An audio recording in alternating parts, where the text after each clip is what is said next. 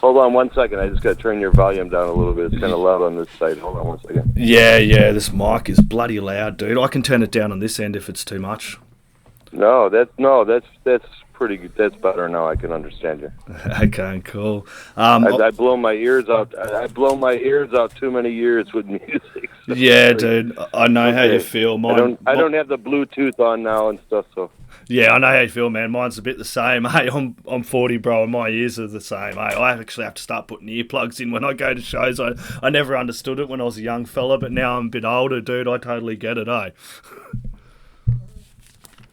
Okay. I do use earplugs when I'm walking through the crowd and stuff, or when but I can't use them live. On but stage, just people want to come up and yell in my ear over the music and say, "Hey, how about this?" Like, okay, no.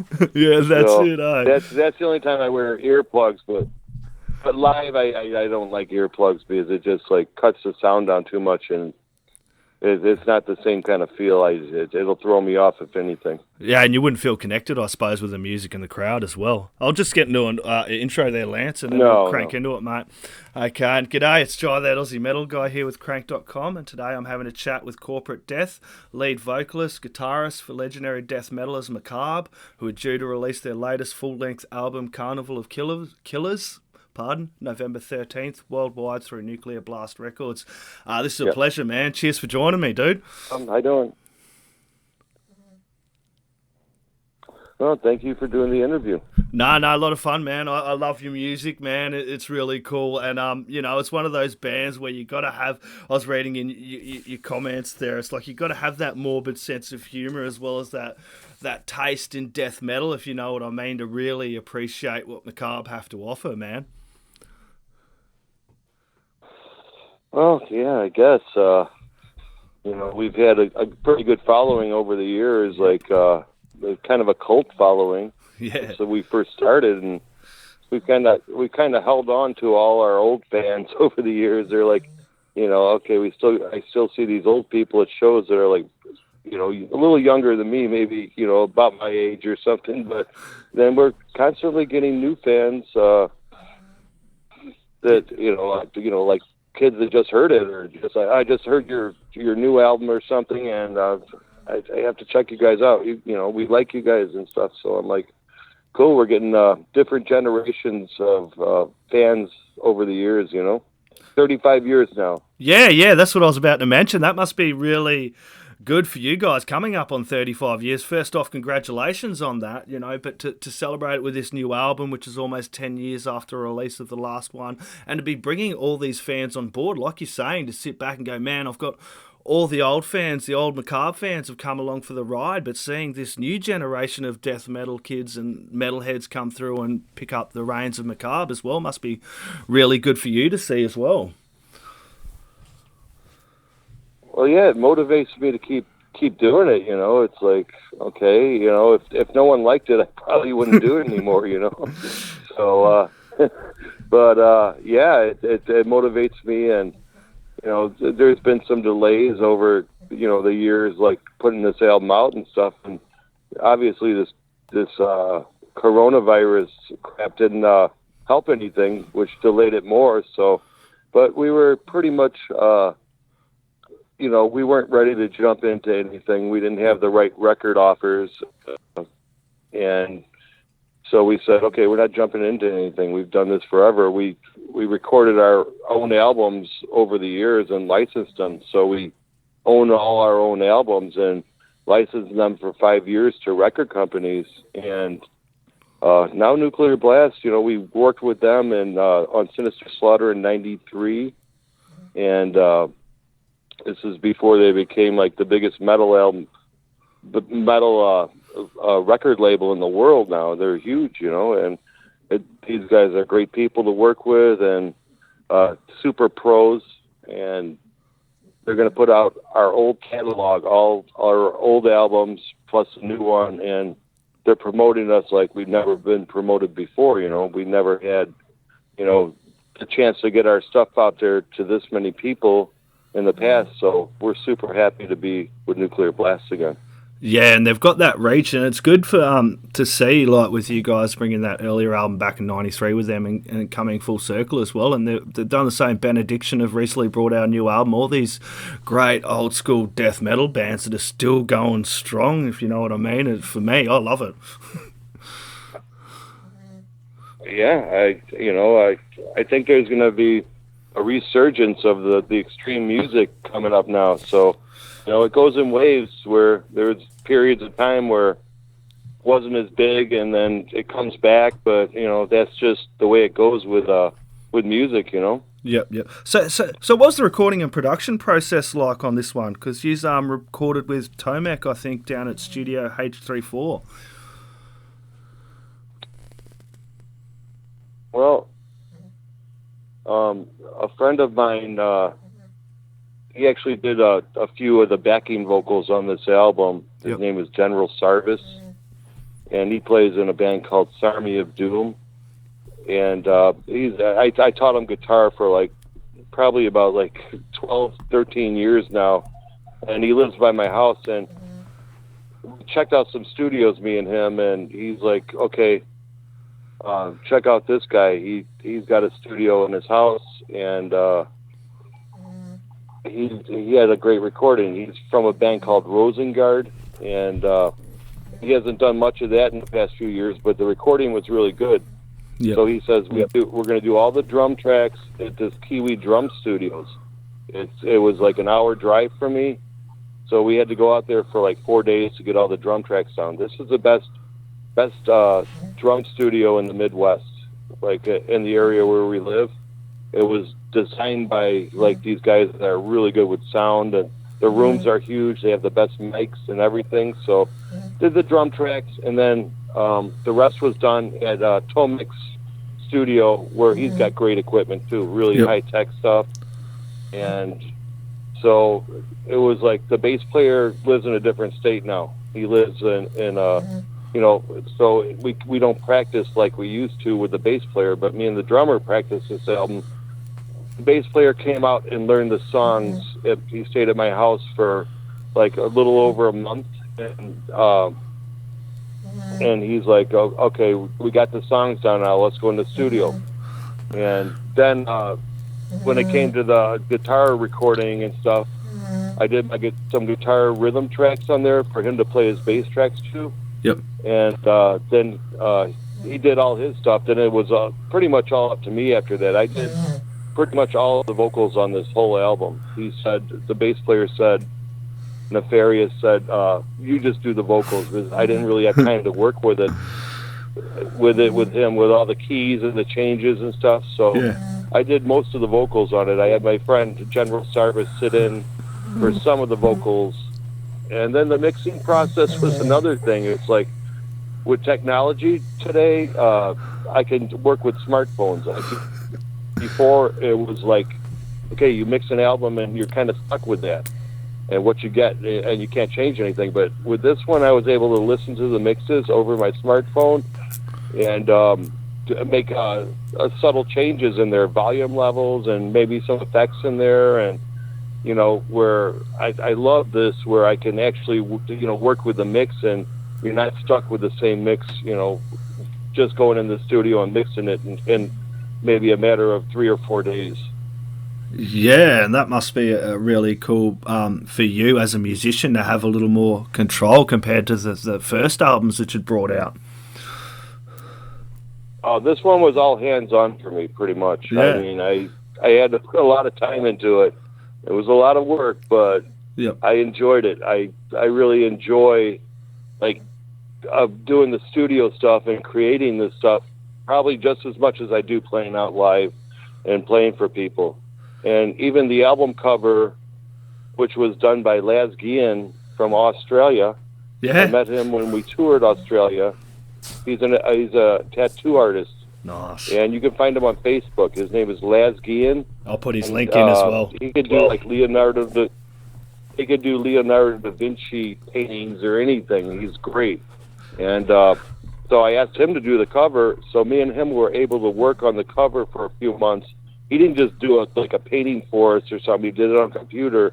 and I was able. He created each killer one at a time, and the background we did at first to start with, and I was able to say, "Can you change this on the killer? This?" And we were able to move them around on the cover and change stuff as we went. So it took a couple months to actually do the album cover, but I was super happy with how it came out, and just being able to put my input on there. You know, I designed the album cover, and I told him what I wanted, and me and him worked on it together for a couple months. Yeah, it's come out really good. I'm looking at it right now. It's a great cover. I shared it the other week with the Crannk page as well. It's definitely Macabre, man. It is so good. You got Ted Bundy on there with the and it's really cool, man. It's a great cover, and then with the balloons and Gacy with the balloons and the little kids and that. On this album, I know you've covered some of the favourite murderous psychos like Bundy, Speck, Gacy, or Ramirez, but you've also, I think you've done a couple that you haven't done before, and you've kind of given them the Macabre treatment. Can we talk a little bit about kind of who else you've gone with on this album? Well, it's probably like about 50-50. Yep. You know, we did like 50% new killers and 50% of guys we sang about in the past. Yeah. And I said, okay, you know, we did the Dahmer album in the past. Yep. There was a concept album of Jeffrey Dahmer, and it's like I call it a musical, and it goes from his childhood to when he gets killed in jail. Yeah, I'll give that another listen last night. I figured some of these guys who, but I figured that some of these guys we sang about in the past that were really popular and everybody knows about deserve more than one song that we've done in the past, or a few of them we've done a couple songs, but I figured this was kind of my way around doing a concept album on. You can't do it on each guy. It's just it wouldn't be prudent for me to say, okay, we're going to start doing concept albums on each guy. It's not as interesting and stuff to people. So this is kind of my way around doing the concept albums. We did. There's two we have Andre Chicatello on the cover, which you probably. There's no song on no version you got, but it's actually a bonus track on the album. Yep. The Russian Killer, and so he's like right in the front there, and so there is a bonus track about Andre Chicatello on the album. So I only used on the cover the killers we actually sang about on the album. Yep. Andre Chicatello, wasn't he? He was like the Russian. He was like at the time they were like, there's no serial killers and stuff like that over in Russia. When he was, I think I watched a movie about that dude. That was he took quite a lot of people, eh? Oh yeah, he was like it was big news even in the USA and stuff, where you know they showed him in the courtroom and stuff. So we even put a shirt on him. He had the Olympic shirt on the album cover here. Yep. Where that's what he had in the courtroom. They had him like in a cage in the courtroom, and they shaved his head and everything. Yep. So yep. Yeah, that was one I wrote some years back, and I always wanted to do a song about him, but figured now's the time. You know, I used like kind of old classical Russian music from an old classical song on it and wrote lyrics to it. Awesome. That's on the physical copies, eh? Well, it's the bonus track. I think is going to be used in maybe a magazine or something. One of them for a floppy vinyl in there in the magazine, and it'll probably be on. It'll be on future releases. And I did one more Ed Gein song. I did the Corpse Violators song is about Ed Gein.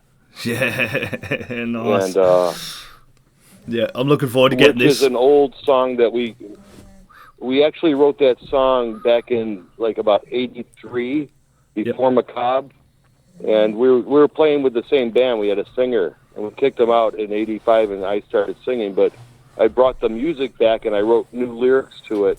So it was actually an old song from 1983, The Corpse Violator. Then I did one bonus track about Ed Gein. It's called the Ed Gein Story. And it's like a country sounding song. So you'll probably hear that sometime in the future. It's not going to be on the first release. Yep. Awesome. Can I ask about the track Warte Warte? I'm probably messing it up with my Aussie bogan lingo, but tell me a little bit about that track, mate. Because I think singing a bit in German in that one, eh?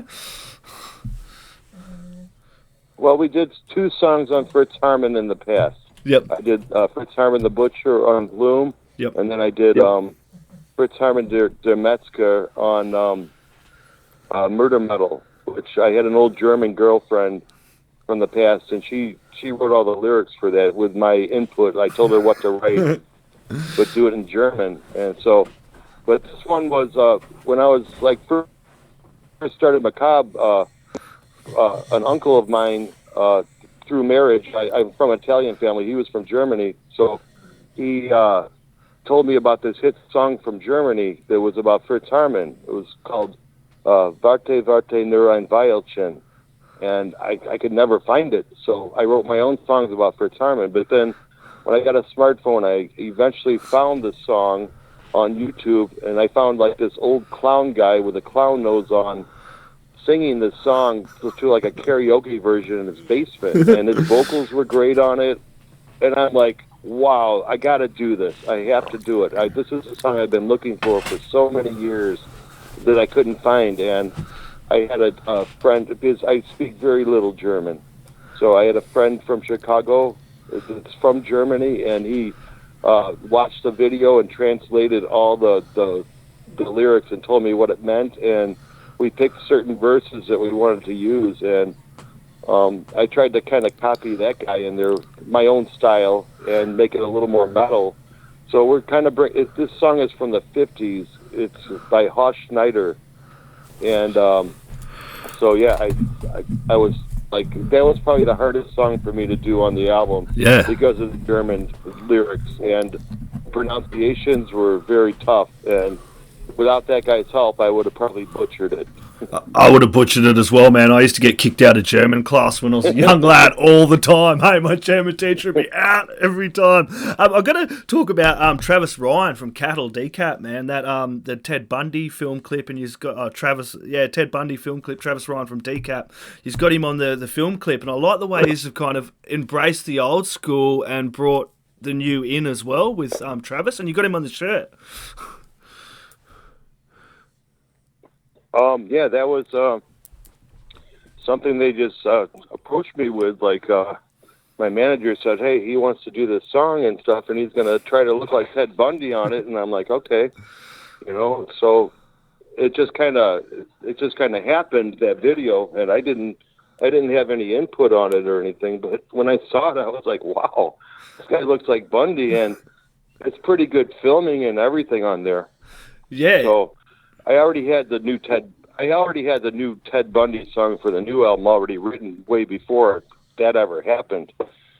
So we just released a video of Your Window is Open about Richard Ramirez. Yeah. Which just came out. I don't know if you've seen that yet. Did you see it? I have. Yeah, I was watching that yesterday. I was like full Macabre yesterday, all day Macabre, and then this morning I got up and it was coffee and Macabre, so it's just coffee, serial killers, and death metal for me at the moment. Cool. Well, that one, the record company is like I said, they're pushing us, which is good, like, because we never really got that kind of push from a record company. Yeah. In the past, we put albums out and we did pretty good with them and everything, but nothing like this where they're really promoting it. These guys are great. And so we did 2 videos, and the Bundy one, we have a new Ted Bundy video that comes out on the release date of the album, Friday, November 13th. So it's The Wheels and the Bug Go Round and Round. And so that one's going to be released. I've seen it, and it looks pretty good. It's a little different than the other one, but it's got a lot of violence in there, and it's pretty crazy. So look forward to that one, like on November. And I think it's the release date of the album that comes out. Yeah, don't worry, I'll share the hell out of that as well, Lance. It's going to be looking really good, man. And Lake of Fire was the other clip that is out as well, if people want to get over and check that one out before the album drops.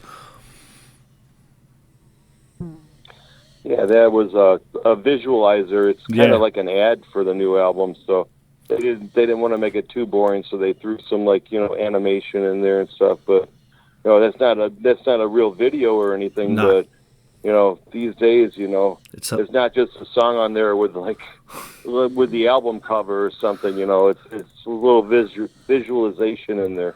Yeah, and at the moment you've got to be a little bit more creative how you're getting clips as well, because it's not kind of viable to get everyone together and a full crew for film clips as well. So you kind of got to juggle it as well, trying to get these clips out, but not being able to get a crew together as well. I've talked to some bands and they could only have 2 people in the studio at a time, so it's a hard time. Weird. Yeah, well, this was a company that did it for us, the videos, and I pretty much told them what I wanted and stuff, but it was done in a different state, and none of us are in the videos. It's more like kind of like a movie clip, kind of story, kind of a thing. But that's fine by me. I like that with your clips. I clips. don't think we need me in there. I don't think we really need. Maybe we'll do it in the future. We've done live videos and stuff, but I don't think we really need us in there playing a part and switch back. And it depends. Yeah, if it calls for it.